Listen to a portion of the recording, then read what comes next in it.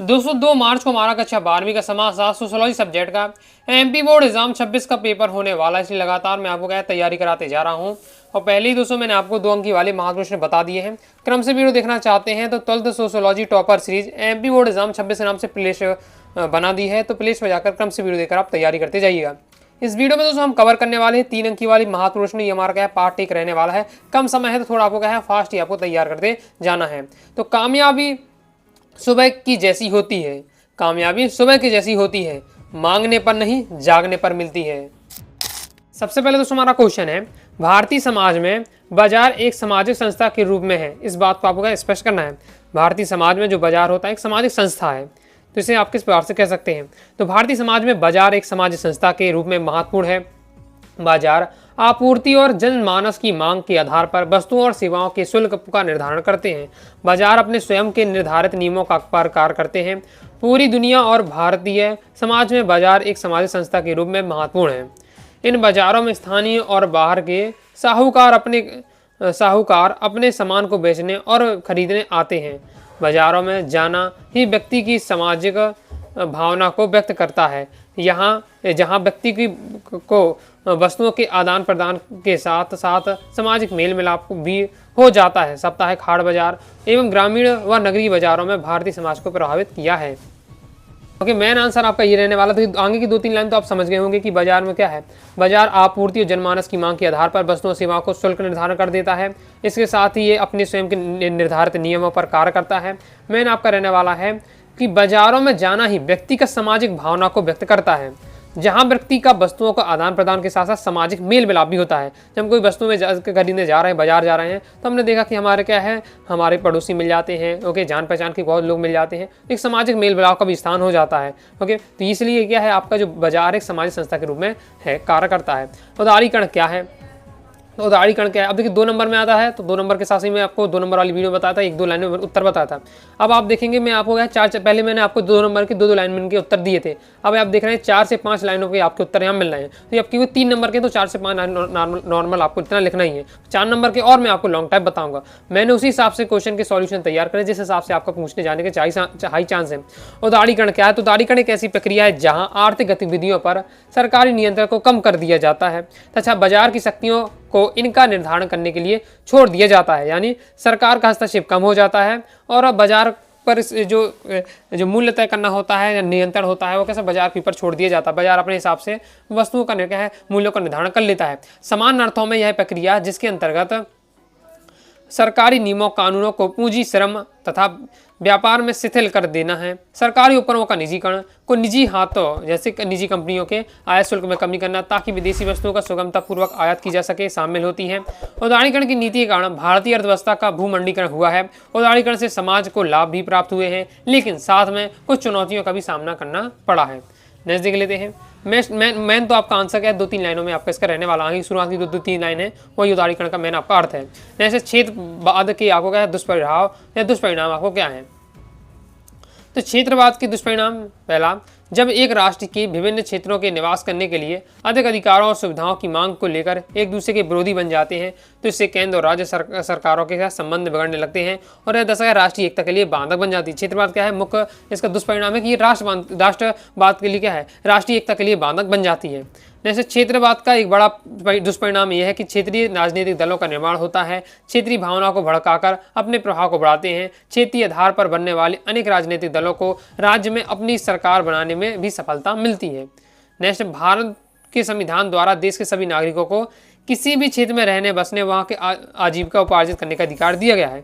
इसके विपरीत जब क्षेत्रीय राजनीति का आधार बन जाती है तो सामाजिक न्याय के लिए क्या है, यह बहुत बढ़िया चुनौती बन जाती है। क्योंकि जो अगर क्षेत्रीय की राजनीति चल रही है तो जो क्षेत्र में से इसमें रहने वाले लोग हैं उन्हें महत्व दिया जाएगा, जबकि अन्य क्षेत्र से जो लोग रह रहे हैं उन्हें इतना महत्व नहीं दिया जाएगा। तो फिर यह सामाजिक न्याय के लिए यहाँ चुनौती बन जाती है। नेक्स्ट हमारा क्वेश्चन है, धर्मनिरपेक्षता से क्या आशय है? धर्मनिरपेक्षता की 2 विशेषताएं लिखिए।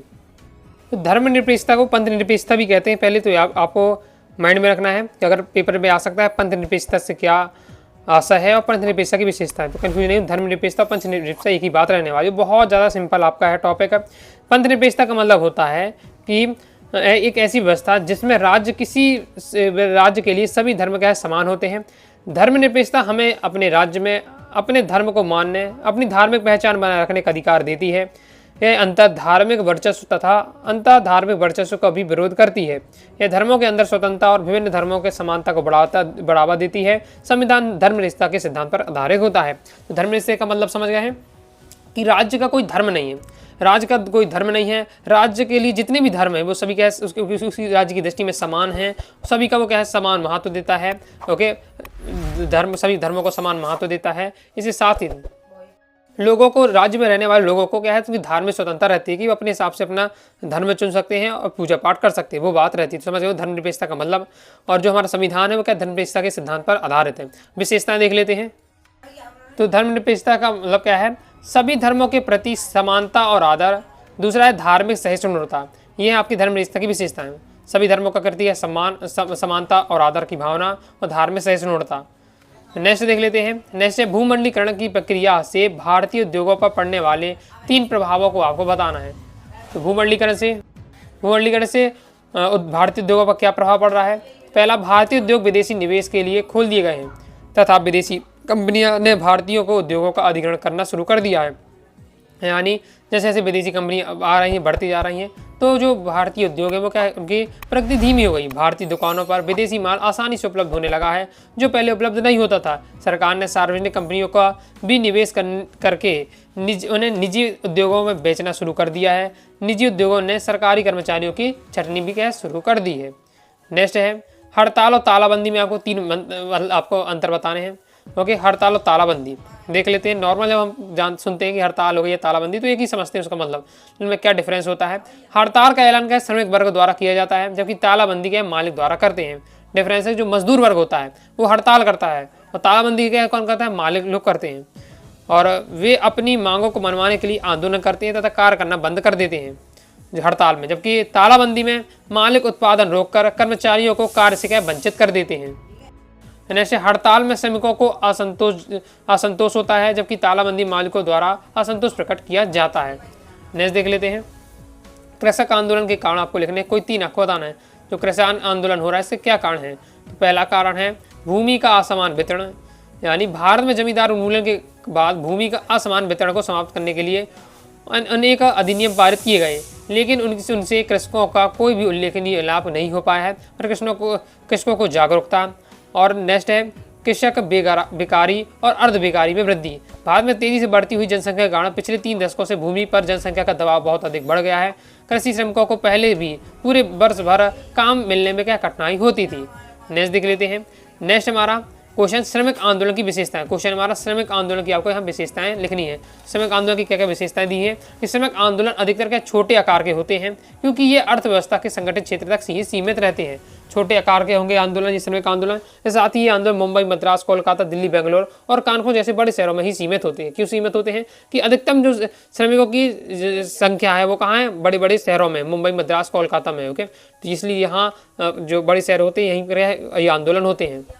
और ये क्या सीमित होते हैं, छोटे आकार के होते हैं। सीमित क्यों होते हैं कि इनकी अलग समस्या है। जिस दिल्ली में जो काम कर रहे हैं मजदूर, उनकी अलग समस्या है, लेकिन जो मध्य प्रदेश में कर रहे हैं समस्या तो उनकी भी होगी, लेकिन उनकी क्या है, उनकी अलग समस्या होगी। इसलिए उनकी एकता नहीं रहती है। अपने एरिया में क्या है जो कुछ श्रमिक होते हैं वही आंदोलन कर देते हैं। ऐसे श्रमिक आंदोलनों का ज़्यादातर किसी न किसी राजनीतिक दलों के साथ संबंध अवश्य होता है। फिर नेक्स्ट है किस तरह से बाजार, जैसे कि एक सप्ताह ग्रामीण बाजार एक सामाजिक संस्था है।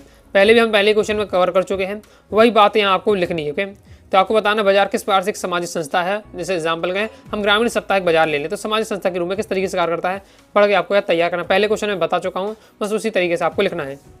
नेक्स्ट देख लेते हैं। बाजार पर समाजशास्त्री दृष्टिकोण आर्थिक दृष्टिकोण से किस तरीके से अलग है।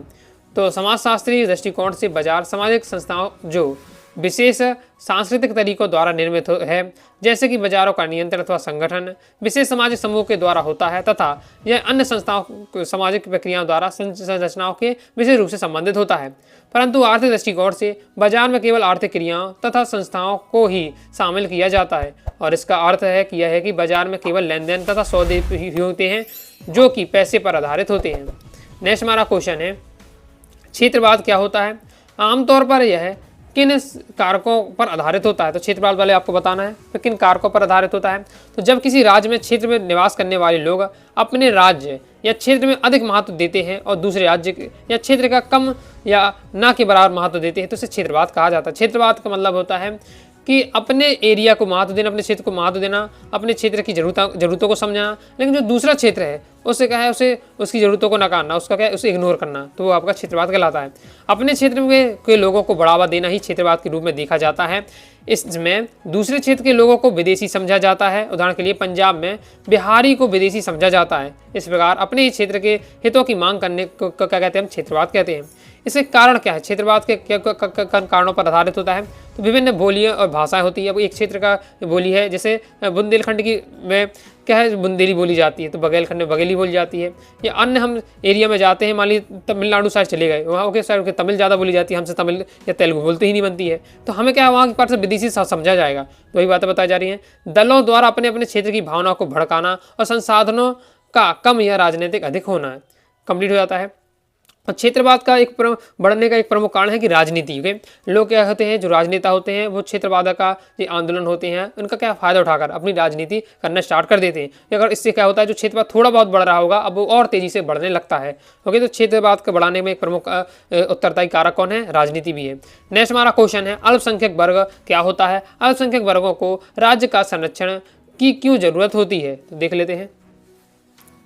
अल्पसंख्यक समुदाय आपको बताना है, तो कुछ जनसंख्या में से कोई समूह जो धर्म, जाति या किसी और आधार पर कम संख्या में होते हैं वे अल्पसंख्यक समुदाय होते हैं। भारत में मुस्लिम, सिख, बौद्ध और ईसाई, जैन धर्म को अल्पसंख्यक समुदाय कहा जाता है। सिंपल है, अल्पसंख्यक जिनकी संख्या कम हो। भारत का है हिंदू सबसे ज़्यादा है। ओके, इसके अलावा जैसे अन्य जाति के हो जाते हैं जिनकी संख्या कम है, जैसे मुसलमान हो गया, सिख हो गया, बौद्ध हो गया, ईसाई है, जैन धर्म है, इनकी क्या है, जो संख्या है वो कम है, तो ये अल्पसंख्यक कहलाएंगे। अपने राज्य का संरक्षण क्यों आवश्यक है, तो सिंपल रहने वाला है, जो बहुसंख्यक है, जो धर्म है वो अल्पसंख्यक धर्म पर क्या है, उनको नुकसान ना पहुँचाए, ओके, इनके साथ भेदभाव ना करे। तो इस प्रकार से इसलिए क्या है, राज्यों का संरक्षण आवश्यक होता है। तो अल्पसंख्यक वर्गों को राज्य का संरक्षण संरक्षण की जरूरत काफ़ी अधिक होती है, क्योंकि वह कम संख्या में होते हैं। अगर उन्हें सरकार का संरक्षण प्राप्त ना हो तो बहुसंख्यक वर्ग उन्हें क्या तंग करेगा, उन्हें परेशान करेगा और उनका हर प्रकार से शोषण किया जा सकता है। यह भी हो सकता है कि उनमें श्रीलंका की तरह जातीय संघर्ष उत्पन्न हो जाए। इसलिए भारत में अल्पसंख्यकों को राज्य द्वारा सभी प्रकार के संरक्षण दिए जाते हैं। श्रीलंका में हुआ क्या था, श्रीलंका में आप अगर पॉलिटिकल साइंस आप में है तो आपने देखा था श्रीलंका का जातीय संघर्ष है। इस प्रकार से सिंगली समुदाय, वहाँ का श्रीलंका का कौन सा समुदाय था, वर्ग था सिंगली समुदाय, लेकिन यहाँ से तमिल भारत से जाते गए और तमिल बसने लगे। ओके, तो अब तय तमिलों को उपेक्षा की जाने लगी, तमिलों को क्या तब महत्व नहीं दिया जाता था, क्योंकि सभी सिंगली समुदाय जानते थे कि ये यहाँ के नहीं है, श्रीलंका के नहीं है, ये भारत से आए होंगे और यहाँ रह रहे हैं, तो इसलिए उनका विरोध किया जाता था, क्योंकि उनकी उपेक्षा की जाती थी। इससे क्या है, तमिलों ने लिट्टे समूह बनाकर क्या है, तमिल जो रहते हैं उन्होंने लिट्टे समूह बनाकर क्या है आंदोलन यहाँ स्टार्ट कर दिया और वहाँ क्या होने लगा, वहाँ एकदम जाति संघर्ष स्टार्ट हो गया। ओके, तो इस प्रकार से, तो इसी प्रकार से अगर भारत में स्टार्ट हो जाएगा, अगर क्या है राज्य इसको राज्य अगर इस पर क्या है संरक्षण प्रदान नहीं करेगी अल्पसंख्यकों को, तो अल्पसंख्यक को क्या है हीनता की दृष्टि से देखा जाएगा, उनकी उपेक्षा की जाएगा, जिससे अल्पसंख्यक में क्या है विद्रोह की भावना भड़केगी और क्या है विद्रोह होने लगेगा, जाति संघर्ष स्टार्ट हो जाएगा। ओके, आउटसोर्सिंग किसे कहते हैं, विनिवेश किसे कहते हैं, तो आउटसोर्सिंग क्या है, जब बहुराष्ट्रीय कंपनी किसी कार्य को सस्ती दर पर विकासशील देशों की छोटी कंपनियों से करवाती है तो इसे आउटसोर्सिंग सर्विस कहा जाता है। नेक्स्ट है विनिवेश क्या है, सरकार द्वारा सार्वजनिक उद्योगों में लगी अपनी पूंजी को वापस लेने की जो प्रक्रिया को विनिवेश कहते हैं। इसमें सरकार अपने हिस्से को निजी क्षेत्र में कंपनियों को बेचकर करने का प्रयास करती है। विनिवेश के कारण क्या है, बेरोजगारी में वृद्धि हुई है। आगे नेक्स्ट हमारा क्वेश्चन है, उदारीकरण ने रोजगार के प्रतिमानों को किस प्रकार प्रभावित किया है। उदारीकरण से रोजगार में मतलब क्या प्रभाव पड़ा है, उसकी हमें बात करनी है। उदारीकरण के कारण भारतीय बाजार और दुकानों में विदेशी सामान बड़ी सहजता से मिलने लगा है। इस कारण कुछ श्रमिकों को अपने रोजगार से हाथ धोना पड़ा है। बहुत सारी भारतीय कंपनियों ने बहुराष्ट्रीय कंपनियों से खरीद लिया है, किंतु इसके साथ ही बहुत सारी भारतीय कंपनियां बहुराष्ट्रीय कंपनियों के रूप में भी उभरी हैं। उदाहरण के तौर पर पार्ले पे और कोका कोला ने और खरीद लिया है। उदारीकरण का दूसरा क्षेत्र खुदरा व्यापार का क्षेत्र है। बड़ी विदेशी कंपनियों तथा व्यापारियों ने भारत में आने से भारत के छोटे व्यापारी, दुकानदार, हस्तकला विक्रेता, हॉकर इत्यादि अपना रोजगार खो बैठे हैं और उनका छोटा व्यापार में इससे बुरी तरीके से प्रभावित हुआ है। इसका कारण क्या है, बड़े बड़े मॉल और शोरूम हैं। तो उदारीकरण का पहला प्रभाव क्या पड़ा हुआ है, जो छोटे श्रमिक हैं, जो कुटीर उद्योग चलाते हैं, लघु उद्योग चलाते हैं, उन पर इसका प्रभाव पड़ा है। तो जो विदेशी सामान होता है बहुत ज़्यादा सस्ता होता है, कम लागत में तैयार हो जाए तो कम मूल्य में बाजार में उपलब्ध हो जाता है, जबकि जो भारत के जो सामान होते हैं इसमें कला का महत्व होता है, मेहनत ज़्यादा लगती है, तो इसमें थोड़ी कीमत भी ज़्यादा होती है। लेकिन ये क्या है, उनकी अपेक्षा क्या है, उनकी कीमत ज़्यादा होने के कारण, यानी विदेशी सामान की अपेक्षा कीमत ज़्यादा होने के कारण लोग इनकी अपेक्षा करते हैं। उनका क्या धंधा क्या है, वो धीरे धीरे क्या समाप्त होते जा रहा है। और कंपनी अपने स्थानीय कर्मचारियों की संख्या में कमी कर रही है, छोटी छोटी कंपनियों के द्वारा अपना काम करवा रही हैं। बहुराष्ट्रीय कंपनियों के लिए बाह्य स्रोतों से काम करवाना अब वैश्विक रूप से धारण करता जा रहा है। ये कंपनियां भारत जैसे विकासशील देश है जहां श्रम काफ़ी सस्ता है, बाह्य स्रोत से काम करवा रही हैं। नेक्स्ट हमारा क्वेश्चन है, तो किसान आंदोलन का वर्णन कीजिए। आगे बढ़ने से पहले बता दूं, अगर आप क्या प्रॉपर पीडीएफ मटेरियल प्राप्त करना चाहते हैं, 2 अंकी वाले, 3 अंकी वाले, 4 अंकी वाले वस्तुनिष्ठ इंपॉर्टेंट क्वेश्चन आंसर सबका पीडीएफ मटेरियल प्राप्त करना चाहते हैं, इसके साथ ही all chapter important question answer, all chapter objective question answer, previous year paper solution, model paper solution, complete material प्राप्त करना चाहते हैं तो क्लास 12th का सोशियोलॉजी का कोर्स ज्वाइन कर सकते हैं। कोर्स ज्वाइन करेंगे, कंप्लीट आपको मटेरियल मिल जाएगा, तो आसानी से आप रिवीजन कर पाएंगे, मतलब तैयारी भी हो जाएगी और साथ ही आपका रिवीजन भी हो जाएगा। प्ले स्टोर से अनुराग सारी क्लास ऐप डाउनलोड कर लीजिएगा और वहाँ से आपको क्या है सोशियोलॉजी कोर्स लेना है। कोर्स लेते समय आपको क्या है फीस वैसे भी कम है, और जैसे ही आप क्या सोशियोलॉजी 80 कूपन कोड अप्लाई करेंगे सीधे दोस्तों आपको 100 रुपये का डिस्काउंट प्राप्त हो जाएगा, तो फीस और कम हो जाएगी। नामात की फीस में कंप्लीट आपको मटेरियल मिल जाएगा, आसानी से आप क्या तैयारी कर पाएंगे। तो किसान आंदोलन का आपको यहाँ वर्णन करना है, तो ये किसान आंदोलन की वर्णन भी आपका दिया है, पढ़ लीजिएगा, इंपॉर्टेंट आपका रहने वाला कि इसमें आपको क्या 2 लाइन में हर जगह का क्या आंदोलन बताया जा रहा है, कब कब हुआ, कहाँ कहाँ हुआ, कुछ पॉइंट आपको यहाँ तैयार करके रखने हैं। इसके आगे आपका ये सॉल्यूशन दिया हुआ है, देख लीजिएगा, किसान आंदोलन के बारे में हो जाता है।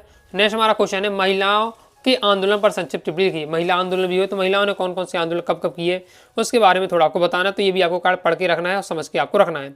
ये आपको क्या है, जब अच्छे से आप पढ़ेंगे तभी से आप लिख पाएंगे, क्योंकि मतलब ज़्यादा बनावटी नहीं करेगा। 1-2 आपको यहाँ फैक्ट वाले पता होना चाहिए कि महिलाओं ने कि कब कब आंदोलन देखने को मिले, उनकी सन आपको याद होना चाहिए और आंदोलन का क्या नाम था वो आपको क्लियर होना चाहिए। इसी बार से किसान आंदोलन भी आपको क्या है तैयार करके रखना है, कंप्लीट हो जाता है। इस प्रकार दोस्तों हमने कवर कर लिए 3 अंकी वाले महत्व प्रश्न उत्तर। अभी कुछ और क्वेश्चन आंसर रह जाते तो मैं आपको क्या है नेक्स्ट वीडियो में कवर करा दूंगा।